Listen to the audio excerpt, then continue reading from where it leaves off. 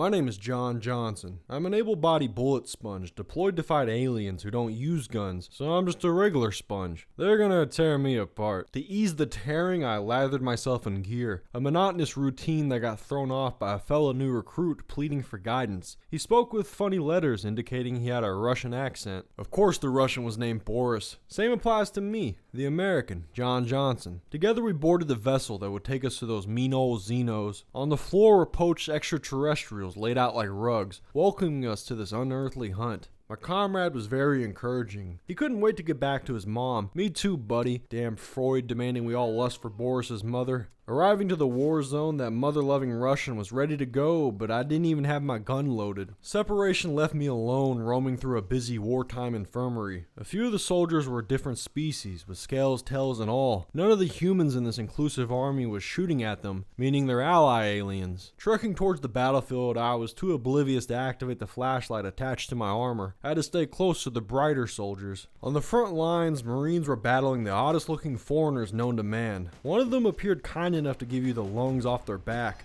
Still, I blindly fired my rifle. My suppressive fire turned into giving a homie friendly fire back shots. The hot lead was graciously interrupted by a wiser tactician who tossed an explosive alarm clock.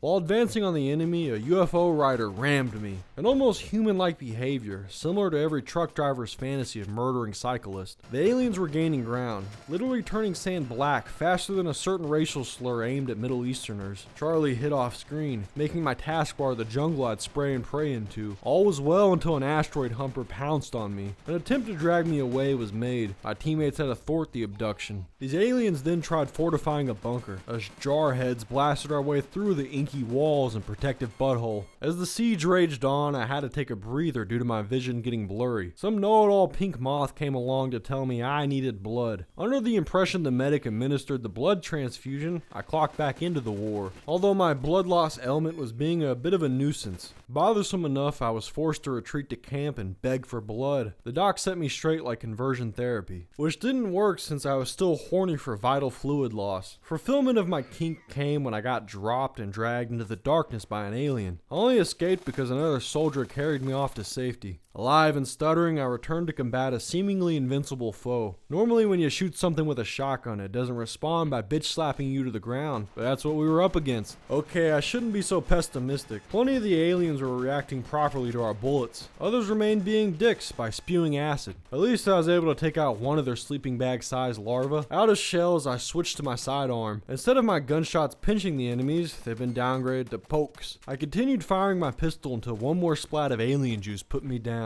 Now a POW too weak to run, I gave up. RIP to me, John Johnson. Though Boat Bomber lives on. I'll play some more Space Station 14 Colonial Marines whenever they start hosting it regularly. What you saw here was a test. Anyways, the next video will be Hitman Blood Money. You better watch it. Please.